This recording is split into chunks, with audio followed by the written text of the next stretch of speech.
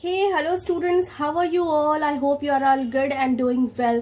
So students, here Khushbu ma'am welcome you again on her channel Shine with Science.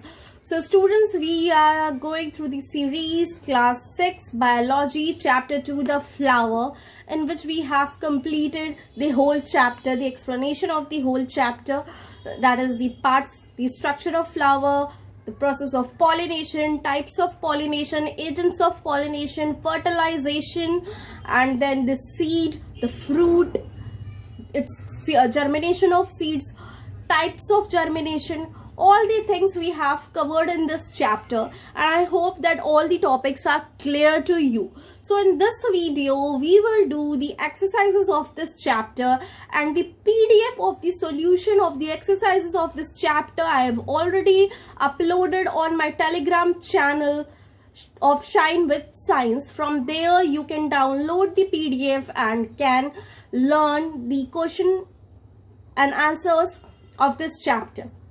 So students, I hope that you are satisfied with my videos. So please do like my videos and share my videos, and if you are new to my channel, then don't forget to subscribe my channel. So students, let's start with the exercises. The first one is knowledge based questions, that is choose the correct answers. Okay, so which part of the flower bears the rules? That is, कौन से part में, flower के कौन से part में सारे rules present होते हैं? दैट इज थैलमस बच्चों. ठीक है, नोड में नहीं होता, पेडिकल में नहीं होता, स्टेम में नहीं होता, थैलमस में होता है. ठीक है, थैलमस में होता है. Outermost whorl of a flower, सबसे बाहर का जो फर्स्ट रोल होता है फ्लावर का, वो कौन सा होता है बच्चों? कैलिक्स, करोला, एंड्रोशियम या gynoecium? That is calyx. Outermost whorl is the calyx. Yes.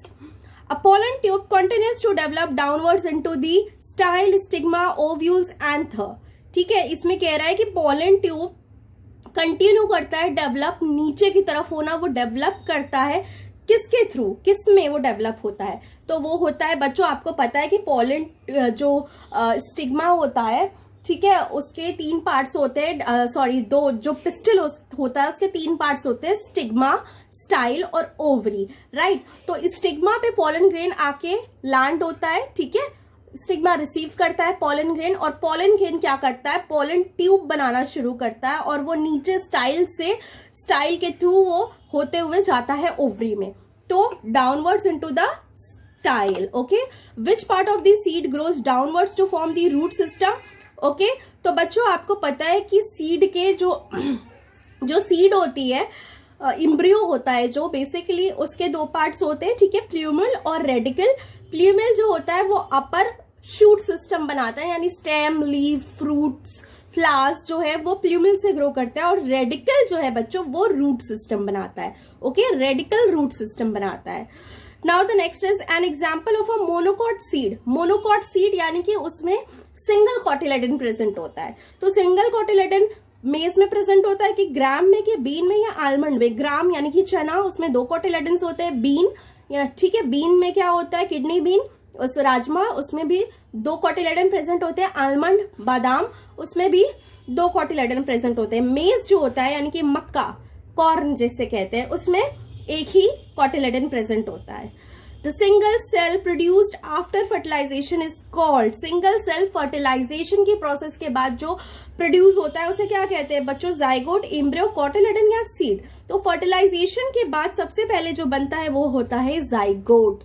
Okay बच्चों, जाइगोट के बाद फिर एम्ब्रियो का फॉर्मेशन होता है. Okay students, now next is fill in the blanks. Okay, fill in the blanks. So let's do this also.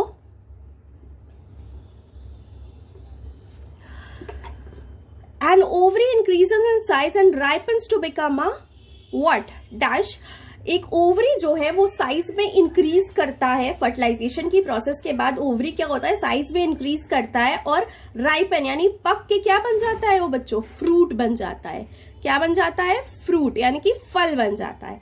Endocarp is the inner most layer of a fruit that contains, fruit की 3 layers होती है बच्चों. क्या होती है? कौन कौन सी?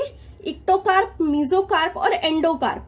इक्टोकार्प outer most layer होती है, मीजोकार्प बीच का जो फ्लेशी पार्ट होता है, और एंडोकार्प क्या होता है, वो लेयर होती है, इनर मोस्ट लेयर होती है जिसमें कि सीड्स, फ्रूट के सीड्स प्रेजेंट होते हैं। Okay, fruit that contains seeds. Okay, इसमें क्या होते हैं बच्चों, सीड्स यानी कि बीज मौजूद होते हैं। पेरिकार्प क्या है, सॉफ्ट और फ्लेशी होता है किसमें, डैश फ्रूट्स में। तो फ्लेशी फ्रूट में, फ्लेशी फ्रूट में क्या होता है, पेरिकार्प सॉफ्ट और फ्लेशी होता है। Dash comes out of the seed coat and forms the first leave. ठीक है, तो कौन, कॉटिलेडन।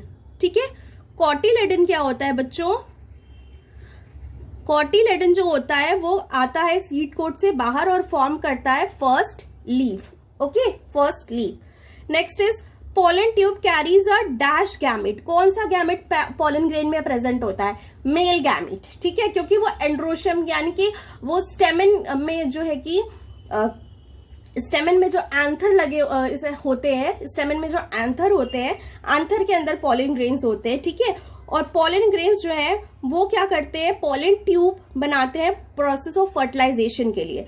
तो पोलन ट्यूब क्या कैरी करता है बच्चों, male gamete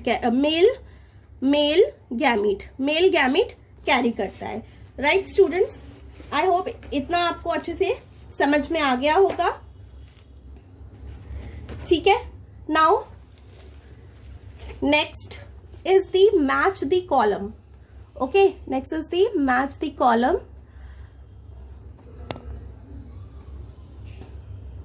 let's do this also. Hypocotyl, hypocotyl मैंने आपको बच्चों बताया था क्या होता है hypocotyl. Hypocotyl embryonal axis in between cotyledonary node and radical. Radical और कॉटिलेडनरी नोड के बीच में क्या पाया जाता है बच्चों, हाइपोकोटाइल। ओके, तो हाइपोकोटाइल का ये होगा। फिर आता है प्ल्यूमिल। प्ल्यूमिल की बात करें तो प्ल्यूमिल से क्या होता है बच्चों, प्ल्यूमिल से होता है पॉइंट एट विच सीड, नहीं, an upper part of a germinating seed. Yes, germinating seed का अपर पार्ट जो होता है वो क्या होता है बच्चों, प्ल्यूमिल होता है। Next is filament. फिलामेंट की बात करें तो point at which the seed is attached, no. Next is single cell produced after fertilisation, no. The next is a long slender stalk of a stamen. Yes, filament क्या होता है, long slender Stark होता है stamen का। Okay students, now the next is zygote. Zygote बात करें तो point at which seed is attached, नहीं, बिल्कुल भी नहीं। बचा क्या, single cell produce after fertilisation. तो जी हाँ, यही होगा, जाइगोट प्रोड्यूस होता है फर्टिलाइजेशन के प्रोसेस के बाद। ओके, हाइलम क्या है, हाइलम पॉइंट है जहां से सीड अटैच्ड होता है फ्रूट की वॉल से। ठीक है, फ्रूट की जिस वॉल की जिस पॉइंट से सीड अटैच होता है फ्रूट से, उस पॉइंट को हाइलम कहते हैं। ओके स्टूडेंट्स, आई होप इतना आपको समझ में आ गया होगा। The next is differentiate between following, dicot और मोनोकॉट। ठीक है, डाइकोट और मोनोकॉट सीड में डिफरेंशिएशन आपको देखिए मैंने इसका पीडीएफ भी अपलोड कर दिया है। ठीक है, डाइकोट और मोनोकॉट की बात करें तो डाइकोट में 2 कॉटिलेडन्स प्रेजेंट होते हैं, राइट, और मोनोकॉट में सिंगल कॉटिलेडन प्रेजेंट होते हैं। Example, almonds, gram, cashew etc are the dicot seeds and rice maize are the monocot seed. Next example, next differentiation is between testa and tegmen. टेस्टा और tegmen में क्या difference होता है, टेस्टा तो outer most coat होता है सीड कोट का।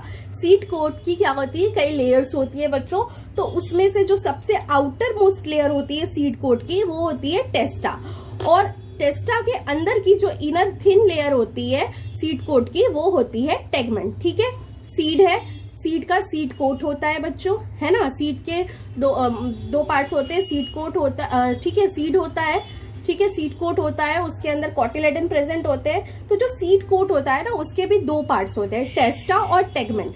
टेस्टा जो होता है वो आउटर कोट होता है सीड कोट का, और टेगमेन जो होता है वो इनर थिन लेयर होती है, अंदर की पतली लेयर होती है सीड कोट की, वो होता है tegmen, right. Next differentiation is between epigeal germination, hypogeal germination. तो मैंने इसमें आपको बताया था इपीजियल में कि कॉटिलेडन जो है वो ग्राउंड से यानी कि सॉइल के ऊपर पुश कर दिया जाता है, बाहर निकल आता है, क्योंकि हाइपोकोटाइल जो है वो लंबा हो जाता है, इस वजह से कॉटिलेडन्स सॉइल के ग्राउंड के बाहर निकल आते हैं। और हाइपोजियल जर्मिनेशन में क्या होता है, कॉटिलेडन हाइपोकोटाइल लंबा नहीं होता है, इस वजह से जो कॉटिलेडन्स है वो ग्राउंड के यानी कि सॉइल के नीचे ही रह जाते हैं। ठीक है। इपिजियल जर्मिनेशन किन सीड्स में होता है, bean, cotton, papaya, onion, mostly dicot seeds में ही आपको देखने को मिलेगा epigeal germination.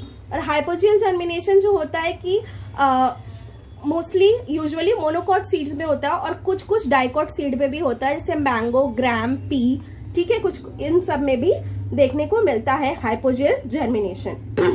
Now next is differentiate between plumule and radical. Plumule क्या है, अपर मोस्ट पार्ट है एम्ब्रियो का जिसमें कि स्मॉल लीफी स्ट्रक्चर प्रेजेंट होता है। ठीक है। प्ल्यूमल क्या है, अपर पार्ट है एम्ब्रियो का जिसमें कि छोटे छोटे लीफी स्ट्रक्चर प्रेजेंट होते हैं। और रेडिकल क्या है बच्चों, रेडिकल जो है वो लोअर पार्ट होता है एम्ब्रियो का जो कि नीचे की तरफ ग्रो करता है। ठीक है। तो जो प्ल्यूमल है वो फॉर्म करता है शूट सिस्टम और जो रेडिकल है वो फॉर्म करता है रूट सिस्टम। तो ये हो गए differences, right. Now the next is diagram based question है। ठीक है। इसमें आपको लेबल करने हैं पार्ट्स। ठीक है, लेबल करने हैं पार्ट्स। तो लेबलिंग के लिए आप देख सकते हैं ये बीन सीड है। ठीक है, तो इसकी एक सीड कोट है। ठीक है, ये जो पार्ट है ये लीफ स्ट्रक्चर्स, ये प्ल्यूमल है। और ये नीचे का जो पार्ट ये आपको दिख रहा है इधर छोटा सा, ये हम कहेंगे रेडिकल। ठीक है, वहीं इसके पार्ट भी लेबल करने इस फ्रूट के पार्ट। तो आउटर मोस्ट जो होता है वो एपिकाप होता है, बीच का फ्लेशी पार्ट है मीजोकाप, अंदर का सीड के पास की जो लेयर है दैट इज एंडोकाप, और बीच में प्रेजेंट है क्या बच्चों, seed. Okay, so this is the labelling of these two pictures, diagram. Next is answer the following in brief. So students, in questions के आंसर ब्रीफ में देने हैं। ये मैं आपको थोड़ा एक्सप्लेन कर देती हूँ, बाकी मैंने पीडीएफ तो अपलोड कर ही दिया है, आप वहां से देख लीजिएगा। What is wind pollination, wind pollination क्या होता है, उसके दो विंड पॉलिनेटेड फ्लावर्स के दो एग्जाम्पल्स चाहिए। तो विंड पॉलिनेशन तो पहली बात हमें पता है कि बच्चों जो transfer of pollen grain from anther to stigma of the same flower or different flower of the same plant, right? तो wind pollination क्या है, the pollination in which wind acts as the agent of transfer of pollen grains।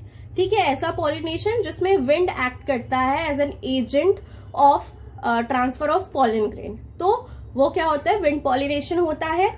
दो examples की बात करें, जो wind, दो examples ऐसे फ्लावर्स के जो कि विंड के थ्रू पॉलिनेट होते हैं, तो मेज एंड पाइन। ठीक है, these are the two examples. What is gynoecium and its function, gynoecium क्या होता है और उसके फंक्शन क्या होते हैं बच्चों।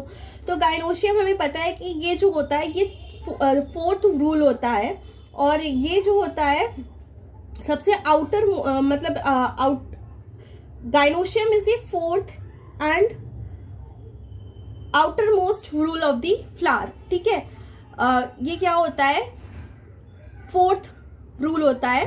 ठीक है, और इनर मोस्ट रूल होता है फ्लावर का। ठीक है, इनर मोस्ट रूल होता है फ्लावर का।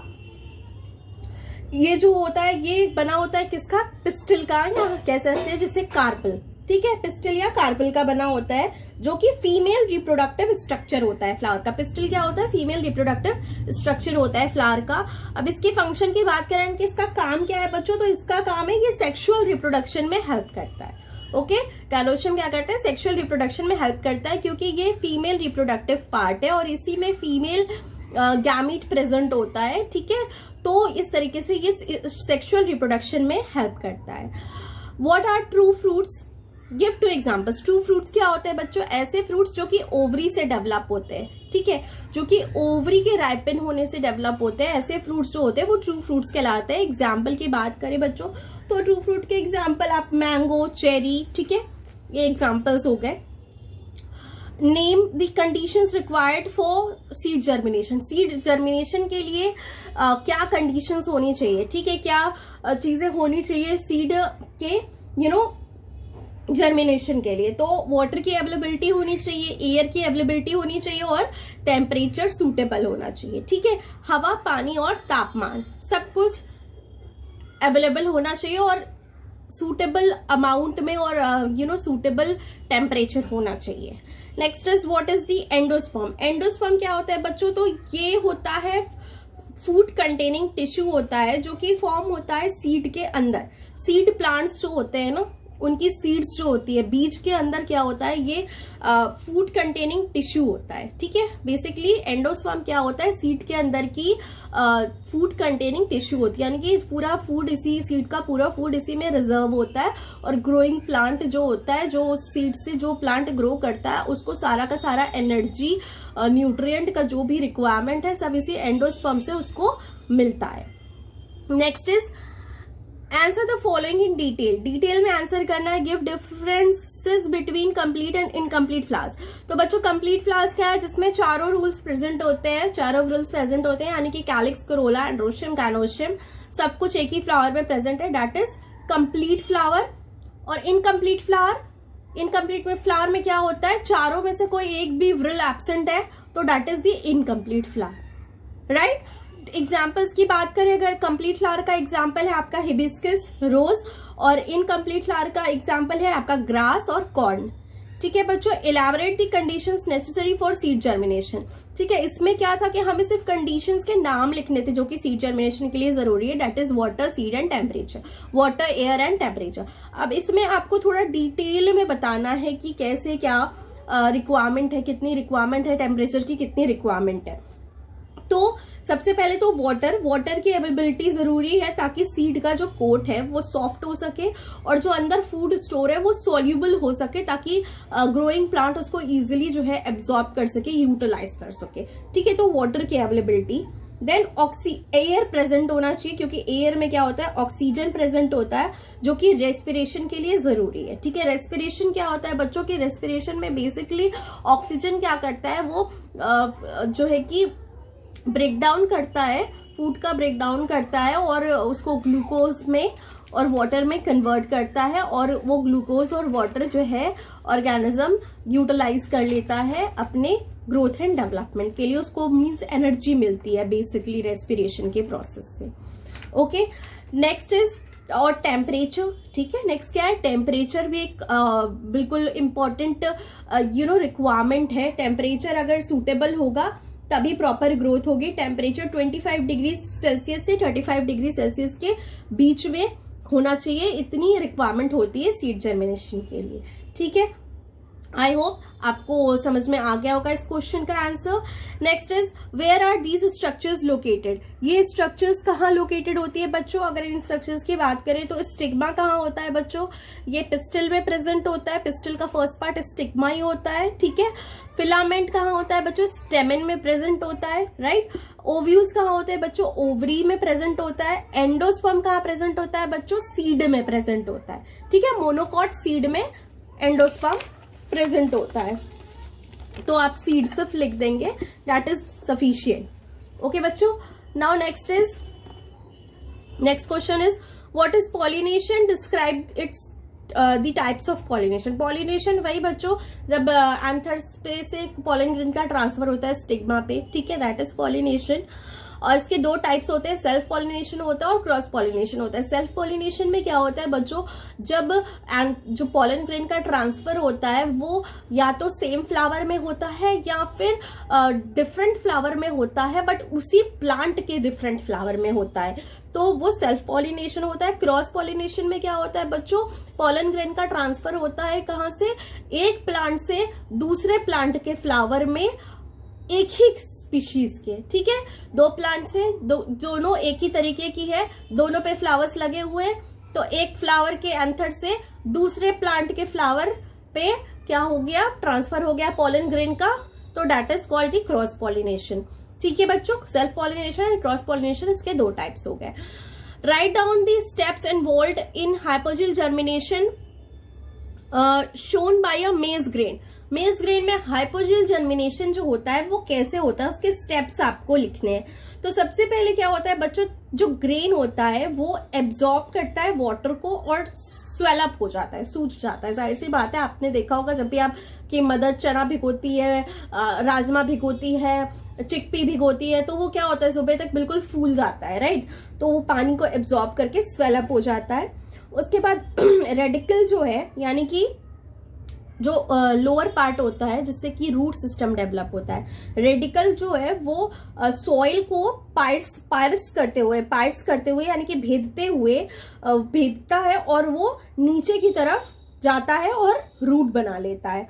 और जो इपिकोटाइल होता है वो क्या होता है, लंबा होने लगता है और वो प्ल्यूमल को जो है वो मिट्टी से बाहर ले जाता है, इपिकोटाइल। ठीक है बच्चों।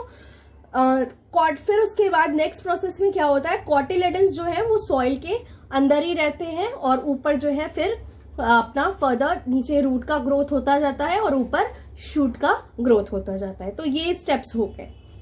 Now write the changes that occur in a flower after fertilisation. Fertilisation के बाद फ्लावर में क्या क्या चेंजेस आती है बच्चों, तो सबसे पहले तो जो पेटल्स है उसका कलर डल हो जाता है और पेटल्स और सेपल्स और स्टेमन सब कुछ जो है वो झड़ जाते हैं। ठीक है, सब कुछ वीक होके झड़ जाते हैं। उसके बाद क्या होता है, ओवरी का साइज जो है वो बड़ा हो जाता है और वो पक के क्या होता है, फ्रूट में कन्वर्ट हो जाता है। ठीक है, ओवरी की जो वॉल होती है वो मेच्योर होके फ्रूट की वॉल बना लेती है। ठीक है, फ्रूट का वॉल बन जाता है और जो ओव्यूल्स प्रेजेंट होते हैं वो सीड में कन्वर्ट हो जाते हैं, सीड में डेवलप हो जाते हैं। Next is understanding based question है ये। आपको ऑड वन आउट बताना है, यानी एंथर, स्टेमन, पॉलन ग्रेन, स्टिग्मा। बच्चों एंथर है, एंथर और स्टेमन दोनों ही क्या है, मतलब स्टेमन का पार्ट है एंथर। ठीक है, और एंथर में प्रेजेंट होता है पॉलन ग्रेन। और स्टिग्मा का इन तीनों से कुछ भी लेना देना नहीं है, तो ऑड इसमें क्या है बच्चों, स्टिग्मा है, क्योंकि ये फीमेल रिप्रोडक्टिव ऑर्गन का पार्ट है। Calyx, pollen tube, Corolla, androecium.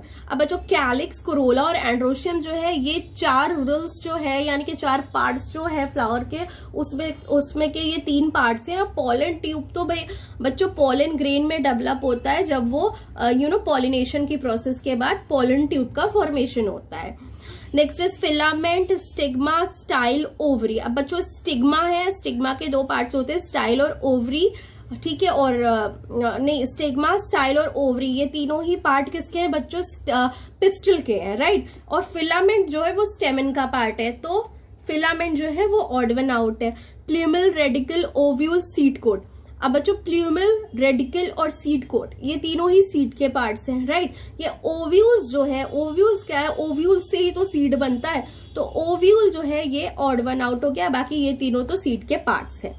Next is mango, Apple, orange, cherry. अब इन सब में बच्चों क्या दिख रहा है आपको कि मैंगो, ऑरेंज और चेरी जो है तीनों ही ट्रू फ्रूट्स है, क्योंकि ये ओवरी से डेवलप होते हैं। लेकिन ये एप्पल जो है ना, ये एप्पल ट्रू फ्रूट है क्योंकि ये थैलमस से डेवलप होता है, ये फॉल्स फ्रूट होता है एप्पल। तो ये एप्पल ऑड वन आउट हो गया।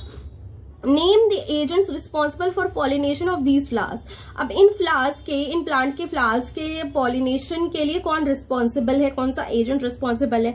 अब राइस जो है बच्चों ये विंड से पॉलिनेशन होता है इसका, ठीक है, विंड से होता है। ओट्स की बात करें, ओट्स भी विंड इसके पॉलिनेटिंग एजेंट होते हैं, wind. Hydrilla water aquatic plant है, वाटर है पॉलिनेटिंग एजेंट। मैरीगोल्ड फ्लावर मतलब ब्यूटीफुल फ्लावर वाला प्लांट है, तो ब्राइट कलर का होता है, इंसेक्ट पॉलिनेटेड है। रोज भी ब्राइट कलर का होता है, इंसेक्ट पॉलिनेटेड है। ठीक है, तो wind pollinated, water pollinated, insect pollinated. Okay students, I hope इतना आपको समझ में आ गया होगा। Now the next is right one function of each of the following. एक फंक्शन तीनों के लिखने हैं। स्टिग्मा का क्या काम होता है बच्चों, पोलन ग्रेन को रिसीव करना। ठीक है, पोलन ग्रेन को अपने ऊपर लेना स्टिग्मा का काम होता है। Next is seed coat. Seed coat का काम क्या होता है बच्चों, सीड को प्रोटेक्ट करना, यानी कि अंदर के जो कॉटिलेडन्स है उसको प्रोटेक्ट करने का काम किसका होता है, सीड कोट का। Next is pollen tube, pollen grains. Pollen grains का क्या काम होता है बच्चों, पोलन ग्रेन्स में क्या प्रेजेंट होता है, मेल गैमेट होता है, इट कंटेन्स मेल गैमेट। तो ये हो गए फंक्शंस की बात। अब नेम द फॉलोइंग, इनके नाम लिखने हैं। Outer layer of the seed coat. Seed coat का आउटर लेयर क्या होता है बच्चों, टेस्टा होता है। ठीक है, क्या होता है बच्चों, टेस्टा। ठीक है, सीड का आउटर लेयर क्या होता है बच्चों, टेस्टा होता है। ठीक, next is a seed which shows epigeal germination. एक ऐसे सीड का नाम जो इपीजियल जर्मिनेशन शो करता है। तो आप लिख सकते हैं इसमें कॉटन। कॉटन का जो होता है सीड वो इपीजियल जर्मिनेशन शो करता है, यानी कि उसमें कॉटिलेडन्स जो है वो सॉइल के ऊपर निकल के आ जाते हैं। Fruit which develops the ovary of the flower, fruit जो कि डेवलप होता है फ्लावर के मतलब डेवलप होता है फ्लावर के ओवरी से, उन्हें क्या कहते हैं? तो वो ट्रू फ्रूट, ट्रू फ्रूट होते हैं जो कि ओवरी से डेवलप होते हैं, ठीक, ट्रू फ्रूट। अब फॉल्स फ्रूट, एक फॉल्स फ्रूट का नाम लिखना है, एप्पल लिख दीजिए, ठीक है, एप्पल हो गया। Next is the middle edible and fleshy layer of a fruit. Middle edible खाने योग्य फ्लेशी लेयर कौन सा होता है फ्रूट का बच्चों? वो होता है मीजोकार्प। कौन सा होता है? मीजोकार्प। ओके, मीजोकार्प जो होता है वो होता है। Now next is application concept based question. Application और कॉन्सेप्ट बेस्ड क्वेश्चन है। अ फ्लावर कैन बी कंप्लीट और इनकम्प्लीट, एक्सप्लेन। फ्लावर क्या हो सकता है? कंप्लीट भी हो सकता है, इनकम्प्लीट भी हो सकता है, एक्सप्लेन करना है, ठीक है। तो इनकम्प्लीट फ्लावर क्या होता है बच्चों? उसमें एटलीस्ट 4 में से एक स्ट्रक्चर मिसिंग होता है, ठीक है। सेपल, पेटल, स्टैमेन, पिस्टल में से कोई ना कोई एक मिसिंग होगा, एक भी मिसिंग हो सकते हैं, 2 भी मिसिंग हो सकते हैं, ठीक है। और कंप्लीट में क्या होता है बच्चों? सारे प्रेजेंट होते हैं। Okay, why is oxygen essential for seed germination? Seed germination के लिए ऑक्सीजन क्यों एसेंशियल है बच्चों? ऑक्सीजन जरूरी है सीड जर्मिनेशन के लिए क्योंकि ये रेस्पिरेशन के प्रोसेस में पार्ट लेता है। ऑक्सीजन रेस्पिरेशन का प्रोसेस बिना ऑक्सीजन के प्रेजेंस में नहीं हो सकता है, मतलब ऑक्सीजन अगर एब्सेंट होगा तो रेस्पिरेशन की प्रोसेस नहीं हो सकती है, ठीक है। एरोबिक रेस्पिरेशन नहीं हो सकता है ऑक्सीजन के प्रेजेंट में। तो ऑक्सीजन क्या करता है कि वो फूड को ऑक्सीडाइज करता है और एनर्जी रिलीज करता है, इसीलिए ऑक्सीजन जरूरी है सीड की जर्मिनेशन के लिए। ओके स्टूडेंट्स, आई होप आपको सारे क्वेश्चंस के आंसर्स अच्छे से समझ में आ गए होंगे, ठीक है स्टूडेंट्स। अगर आपको कोई भी डाउट होगा तो आप कमेंट बॉक्स में कमेंट करके अपने डाउट्स को क्लियर कर सकते हैं। नेक्स्ट वीडियो में हम अपना नेक्स्ट चैप्टर स्टार्ट करेंगे, that is the cell. Okay students, so till then have a good day, bye bye.